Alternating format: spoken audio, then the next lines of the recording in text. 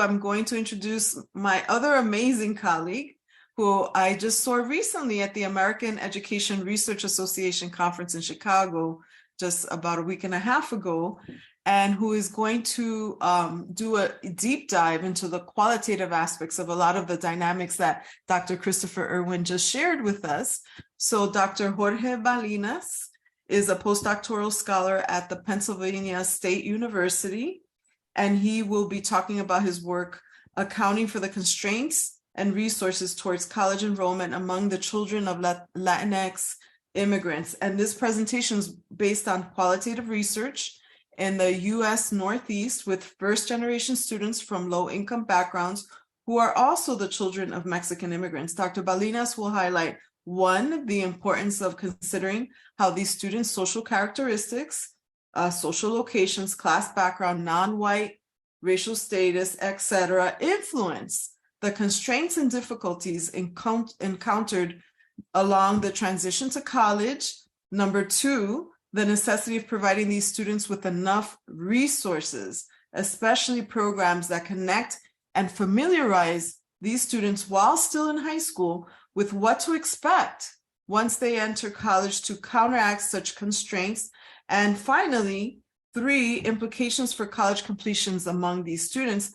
Dr. Balinas is, like myself, a first-generation college student and a postdoctoral scholar in population research at Penn State University. So please help me welcome Dr. Jorge Balinas. Hello, thank you for that introduction. Glad to have this opportunity, to present my research, and hopefully it turns into something concrete, for you all in the audience. I want to start here.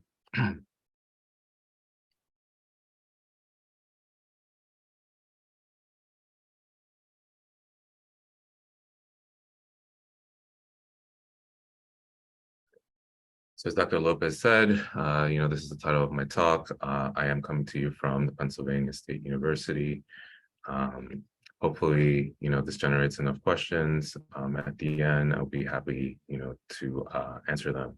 So thank you again for joining me. Here, I just want to present you with what to expect, with the talk in terms of just some background context. First, in terms of the actual characteristics of my research, of this talk, of my two research locations for this talk, which are in New York and in Pennsylvania, just to really set up, the actual data, so to speak, that I'm going to be providing for the talk. Then moving on to that, particularly looking at constraints in a few different ways in each location. First, in terms of social class and how that affects the transition to college. Then also in terms of, what I would term race, I guess more of a racialization process and gender for these young people in each location. More in an overview, right? And then how it is that these young people leveraged, enough resources to counteract these constraints by these characteristics and others to be able to make that transition to college, right? Mainly through community and college prep programs in their neighborhood schools, et cetera. And again, in both of these locations. And finally, some implications in terms of, what this all means, right? From what happened in high school and the transition to college, and then going beyond, to college completion for some of these young people. And then, some concluding remarks with all of this as well. So in terms of research, I'm really gauging the social and racial context that this group experiences post-Great Recession, particularly how this all, overlaps or, their experiences as they go from being in high school, being teenagers, to young adulthood in college, right? So what does this look like, particularly in locations? In sociology, we call it new destination settlement sites. So communities that have started to see an substantial increase in Latinx immigrants, mainly Mexican immigrants, but others since about the 1980s or so. So for me in this talk, we're going to be looking at a suburban semi-rural area in Pennsylvania in relation to New York City, which is, the urban location, right? And then really focused on the educational trajectories. So here, mainly the transition from high school to college, although there will be a little bit of discussion towards the end about college completion, given that although there is quite a bit of research on the educational attainment of this group, not much of it observes, particularly in sociology, this in, the longitudinal sense, so from high school to college and beyond, right? So we will get to all of this. And hopefully, we can see how this kind of looks like in action, right, for the rest of you out there. So in terms of methods and data here, as was mentioned here, all the participants in this talk are children of Mexican immigrants. Some of them are undocumented, as I'll get into in a little bit. They're all from low-income backgrounds in these two locations, and they are all, for the most part, first-generation students, right? So quite a bit of different locations, characteristics, that will be influencing their trajectories. So these are all from in-depth initial interviews that were face-to-face from about 2014 to 16. And at that point, these interviews were focusing on the transition from high school to college, right? Follow up, what I call online communication happened in the timeframe you see into 2020, so right before the pandemic started. And a lot of that really involved exchanging emails, text messages to some extent, and signing up just online, interviews to some extent, chats with some of the participants, really following along with their trajectories from semester to semester, during some semesters as they were getting closer to college completion, and then just trying to get as much of the context that they were experiencing, as they were trying to complete their college degrees as well. And then there were a total of 60 interviews conducted, or 60 participants. 25 were in New York City, as you see there. A majority of them were born there, with 11 who were undocumented at the time of interview. And then you see the gender breakdown as well. The other location in, I guess you can call it Southeastern Pennsylvania, you have, for the ones that I'm going to talk about for this presentation, 16 that were born in Pennsylvania, 14 that gained legal permanent residency at some point before they got to college, right? Because I interviewed all of these young people when they were at least 1 year into their time at their respective university in Pennsylvania and college in New York, right? And you see the gender breakdown there as well. So questions really ranged about their social experiences, specifically in school, but also more broadly as they were, becoming adults, right, in these locations, particularly with their relationships with their parents, with school officials, peers, and other people in their families. But then also, as the title of the talk and the topic of the presentation goes, those difficulties, those constraints that they encountered, and then the help that they were able to get, to look for, to get over, right, to overcome those constraints. So in terms of New York, what we have is, settling in a urban area, right, where being Mexican for these young people is really a novelty amongst the peers, the friends, the people in their neighborhoods, right? Mainly Black, Dominican, Puerto Rican, some Jamaican people in these neighborhoods, and they're all, including the participants themselves, working class to low income backgrounds, right?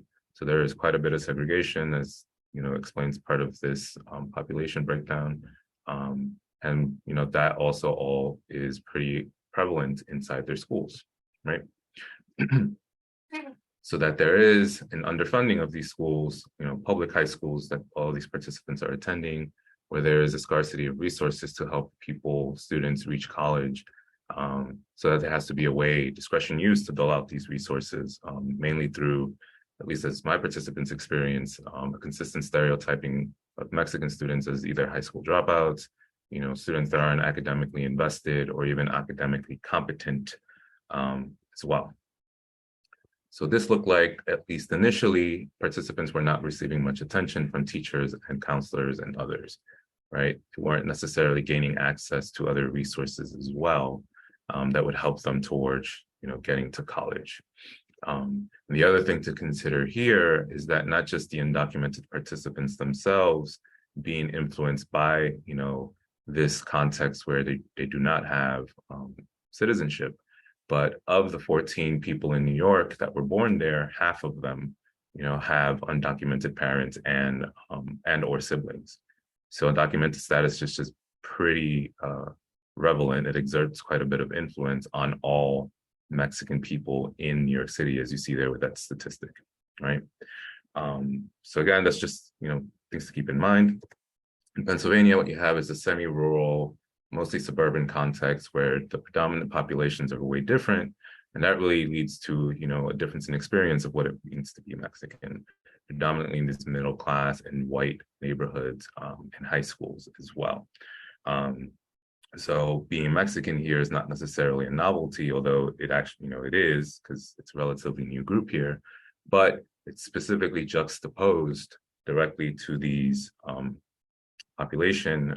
dominant population, where you have a pretty strong comparison, right? So that being Mexican necessarily means not being white, not being middle class. And that is experienced through a couple of different ways, not just in schools, but for instance, the fact that most of the participants' parents work in agriculture and other low-skilled jobs that are necessarily considered Mexican work because of the works there and the lower status attached to these people and these jobs. So what we see is that academic accomplishments in pursuit of college are questioned by peers and school officials who are all white. And, even though there are plenty resources, because these schools are not underfunded, they're suburban, right? They're being excluded actively from the same opportunities as their white and middle class peers. So again, these are all just, characteristics to keep in mind, as we go through here with the constraints and the resources that these students have access to in the transition to college. So starting off with social class in New York City, what we see are some common examples of how it influences the constraints. Rosa Maria here, this second generation participant, discusses that there's just a lack of any available AP and other higher level courses, to prepare them for college, right? Unlike in other schools. And this is a consequence of just the lack of funding, right? Which leads to pretty much just AP English or Spanish being offered in most of the 19 public high schools that the New York participants attended. Another example of this is what Bernardo talks about in terms of a lack of qualified teachers and even available guidance counselors, how they are necessarily mainly available for students that are deemed smart, which my participants are not for the most part, right? So these are also common experiences across the participants of the high schools that they attended, where they are, becoming disengaged at certain points throughout high school, and or just feeling underprepared as they're getting ready, to apply to college and, get to college, right? And then on top of those constraints, undocumented participants then have to deal with the additional issues of not being sure if they're able to even go to college afforded, because of the lack of information, the lack of trained professionals that can answer these questions. So this participant, Martin, and some others initially, sought out help from their counselors who could not help them get around the issue of not being able to fill out applications initially because of a lack of social security number. There were ways around that, but you just had to know how to do that, right? So again, these are just some of the common ways that we see social class being a constraint for these students in New York City. In terms of their race and gender, what we see are very particular messages for the participants there of, you're not academically competent, you're not cut out for college, you're not invested because of being Mexican, and then particularly gender processes where it's more likely for male participants like Ricardo here to encounter these messages as ways of being excluded from the few resources in their schools because of being assumed to be criminally oriented, in this case in a gang, or just troublemakers because of being Mexican, right? For the young women, what we have is that there are assumptions about them, being more likely to become pregnant parents as teenagers, and how that leads to, as this teacher told this participant, Magdalena, there's no point, I don't see a future for you because you'll probably just end up pregnant. And again, right, These are very specific messages by way of gender of the broader ideas that all participants heard, that Mexicans are not cut out, for going to college for the most part, right? Not being academically competent, they're not invested in their schooling, and so on and so forth. So in Pennsylvania, this looks a little bit different in terms of the way social class acts as a constraint, mainly because, again, of the population around them in these schools, where there are differences in terms of race and class, and how that leads to feeling unwelcome, both explicitly and implicitly, particularly for students like Ramon, where there aren't, all that many, other Hispanics, as he calls them, or Mexican or Latino, Latina, et cetera, students around him.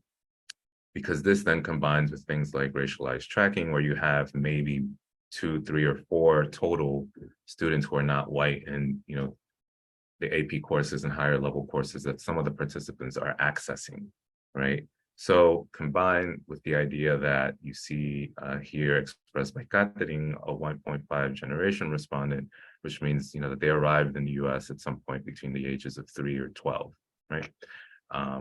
She went to see her counselor, her white counselor, and she pretty much told, or he pretty much told her that she shouldn't apply to, one of the main public research universities in the state, because it wasn't for, or it was only for rich white people, which Catherine, being this children of Mexican immigrants, agricultural workers, lower class status, she is definitely not.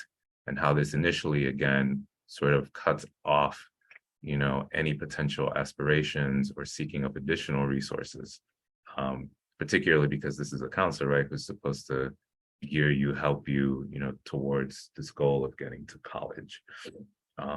So this is one example of how most participants, felt like, because of the populations there and the lack of help from counselors and others, that the schools that they were in, the public high schools that they were in, were not invested in making sure that, students like themselves, whether low income or Mexican, can get to college, right? Or that they're even encouraged to go to college, right? So in terms of race and gender, some of the same, dynamics working out here. But this 1.5 generation respondent, Milo, talks about just as about 11 or 1/3, a little bit over 1/3 of the Pennsylvania participants, experienced their guidance counselors telling them, that they shouldn't consider 4-year universities, explicitly in Milo's case, automatically steering him towards trade schools, even though, as he said, he says here, he had not had any previous conversations about his plans after. So, we can just keep that in mind, because there was also a gendered pattern here where male participants were more likely to be geared towards trade schools, female students were more likely to be geared towards community colleges. But overall, what we see then is that, despite having good grades, good SAT scores, as Reina describes here, either teachers did not pay attention to her, enough attention, or counselors explicitly advised against these students applying to 4-year universities, right? So again, these constraints are particularly difficult to overcome, and were for these participants, because guidance counselors were viewed as the people that are supposed to help you get there, right? So they have a certain authority and what do you call it? Authority, right? Status over, these young people, right? But on top of what was already mentioned here in both locations, additional constraints to consider that these young people were encountering was that, issues related to their first generation status, the migration status of their families, such as their parents having about the equivalent of a 6th grade education on average across both locations, being unfamiliar with the US educational system, particularly the college application, financial aid process, or even understanding the differences between public, private, community colleges, and many different types of others, as well as how careers line up with particular types of schools, not just majors, let's say. So obviously it was necessary for all of the people in this study, to have access to multiple resources, to help counteract these constraints that, I just mentioned and that you just saw. And to some extent, these were location specific. In New York City, for instance, most of the young people, regardless of their citizenship status, needed a mentor or role model in order not just to counteract the negative messages they were hearing about criminality or teenage pregnancy or whatever else it might have been, but also seeing someone like themselves who actually has gotten to that point, because that wasn't necessarily visible in their neighborhoods, their schools. So Cuauhtemoc here describes, this Puerto Rican young teacher who spoke Spanish in class sometimes, AP calculus, right? And what that really meant to him, because as he says here, it was the first Latino he's ever met who had been to college, finished, and then let alone, going for his master's at the time, this calculus teacher. And on top of that being, culturally affirming, right? So multiple ways that, some of these mentors, role models functioned for these young people, right? We see as well that sometimes this involved chance, as is the case here for Alicia, an undocumented respondent, and mainly for undocumented, respondents. There was a certain amount of chance involved in getting these resources. She actually started out by going into a mentoring program where she was the mentor, to younger people in middle school. And eventually she spoke with the coordinator of the program. She didn't have to, she chose to divulge her status to this coordinator and why she wasn't able, to consider college. And obviously this coordinator was able to aid her by providing information, right, encouragement, and getting her, as Alicia mentions here, in contact with the City University of New York, that did offer scholarships for undocumented students, and getting her specifically in contact with one of the people organizing the scholarship, to really get the information that, Alicia had no idea was out there, or that this program was out there through this, prominently present system of colleges in the city, right? So to consider, right, the large size of New York, the many different high schools, and so many colleges and universities there, it is kind of difficult to figure out as a young person, whether undocumented or not, when your parents don't necessarily know either where to get access to some of these resources, or you're not getting them in high school, right? And particularly beyond mentors and role models, having these structured programs, whether community-based college prep programs or nonprofit organizations that had some of these programs, to help out with multiple aspects of this process that, these young people weren't having access to.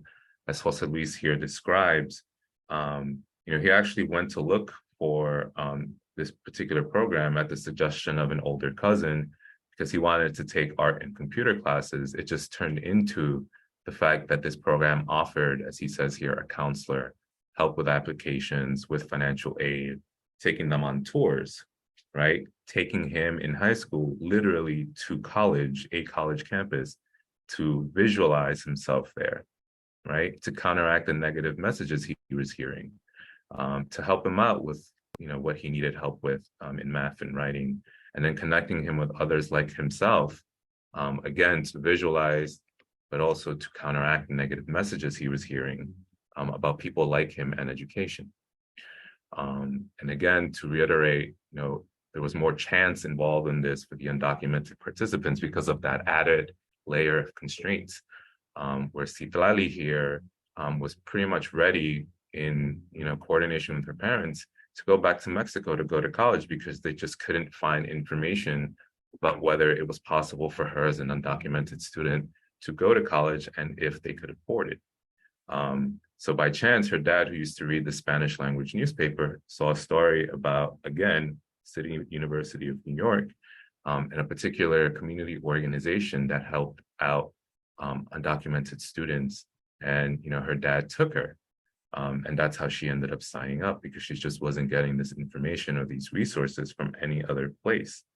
And importantly here, these young people had to go out, in most cases alone at first, to figure out how to find some of these resources, right? Particularly for Sitali, who lived right outside the city with her family, the organization that helped her was about a 45-minute commute. So it did take quite a bit. And the fact that she was even able to find it because of this newspaper, kind of points to the amount of chance involved in this, right? So these were common experiences because for Jose Luis, as I mentioned, it was through a older cousin. For one other participant that I mentioned before, Bernardo, was through a partner that he found out about a different community organization he gained access to. In Pennsylvania, you see something similar, but again, also different, as I'll get into in a little bit. Concha, this 1.5 generation respondent, talks about Ms. Hernandez as a mentor here, showing her, encouraging her, for this potential that she sees in pursuing a career, not necessarily staying home, getting a job or whatever else it might have been she was, being encouraged to by others before. And also, again, taking her to colleges, right? Seeing herself there, counteracting some of the negative messages that Mexicans aren't cut out for higher ed. And not only as a mentor, but because she had a community organization, Ms. Hernandez did, which, as Concha mentions here, guided Mexican students and others, to help with their schoolwork, but also, actual college applications, right? Taking them to colleges. And really gaining quite a bit from this mentor and this program that the mentor was affiliated with. But we also see this in a couple of other ways, where some of these respondents actually had older siblings, somewhat older, 6, 7 years, as Ernesto did here. Again, he wasn't getting the adequate help from school officials from his high school. So by chance, he was able to get this not just through his older sister's experiences, but also she actually had just started working at a migrant program in his county, that helped the children of migrant workers figure out, how to get from high school to college and so forth, with all the processes. So the experiences of his sister, but also the resources from this county level program at Ernesto's disposal. Then we have some other programs, as Gerardo here mentions, as some of you may know, for instance, there's the Society of Hispanic and Professional Engineers that has chapters throughout the US in different colleges and universities. And particularly here, what they have at what I call Victory University in Pennsylvania, they take the students from high schools in the communities around southeastern Pennsylvania and take them to Victory for a few days, a weekend usually. And as you see here, Gerardo, describing, again, the first time he saw Latinos going to school, to college, right, in engineering, right, something that's a tangible career that he had interest in before.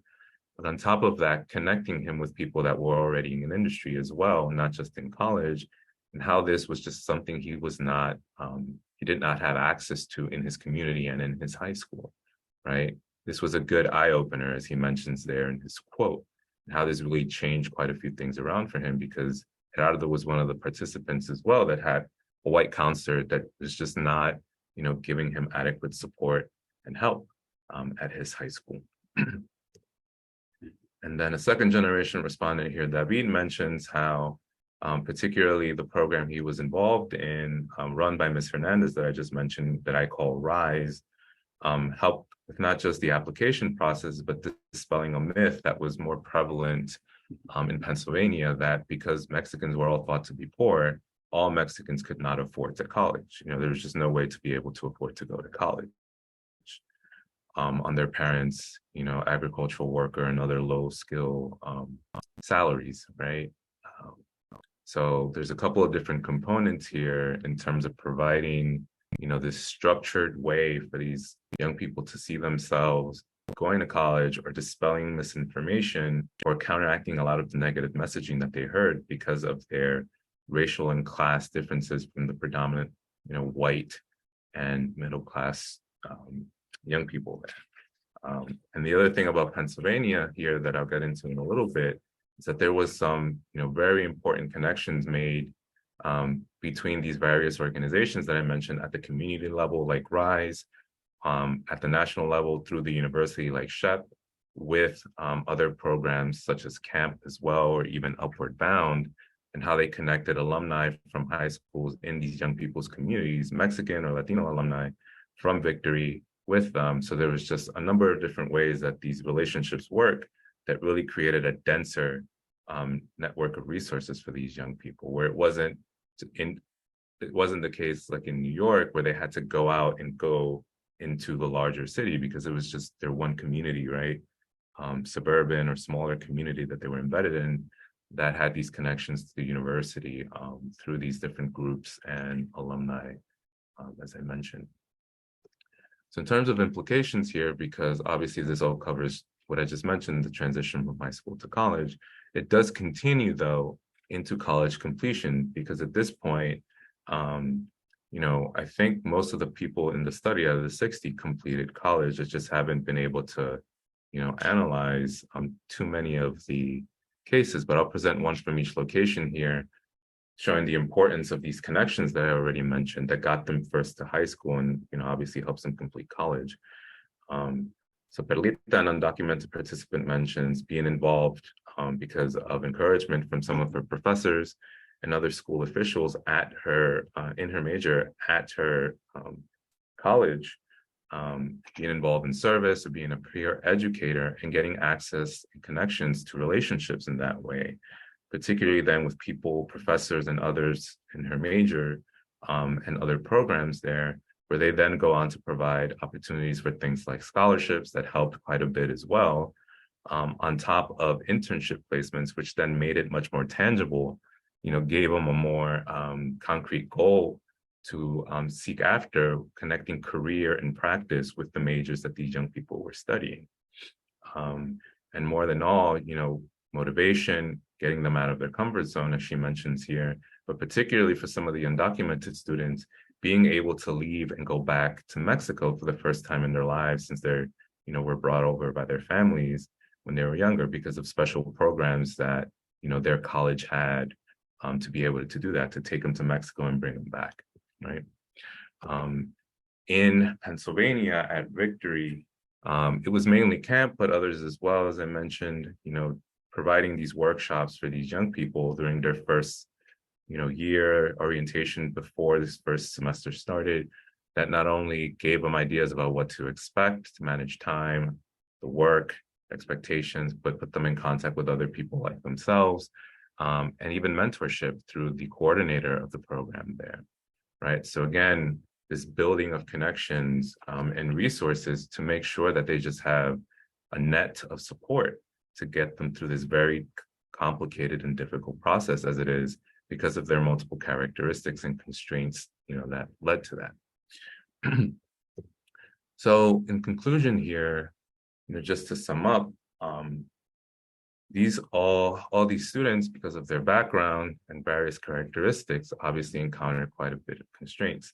Stereotypes regarding teenage pregnancy and criminality in relation to being academically incompetent in New York, in Pennsylvania, because of assuming to be poor, but as particularly inferior, right? Because of that direct comparison to the middle class and white students, as well as the lack of resources because of a lack of funding in New York, or just an exclusion from resources in Pennsylvania because of, these various types of stereotypes and other messages. On top of that, with the unfamiliar or the lack of familiarity that these young people and their families had with the college application process, with financial aid, and even getting to college, right? So when thinking about recruitment, retention, and graduation of these types of students in the university or college setting, this is just something to keep in mind, because these types of constraints are things that do tend to follow them through the process, which then leads to, the even larger importance of having access to mentors programs, right? When they were in high school, that got them to visualize, to counteract those messages, to see themselves in college, people like themselves. But once they get to college, the idea that they need even more support, because particularly for the young people in Pennsylvania, again, being in a predominantly white institution, and what that means in terms of, facing some of these same negative messages again, right? Having to learn a whole new context, right? And more than anything, which I can get into in the Q&A, hopefully, making sure that there are some of these connections between these various mentors, programs at the community level where these young people go with high schools, with, a college or colleges and universities in the area that make it more likely, to steer them into these pathways that are constrained or blocked, at least initially for these young people, to have access to people like themselves that are in college, right? To have access to people like themselves that graduate college, to then help them with a lot of the constraints that were mentioned here. So I hope to answer your questions and your discussions, and thank you. Thank you so much for this powerful window into the experiences of the children of Mexican immigrants. I just saw my whole life flash before my eyes because a lot of the experiences kind of mirrored my experiences as a daughter of Dominican immigrants growing up in New York City in the 1970s and 80s. So it's kind of scary to think how little has changed and what missed opportunities there are to make a difference.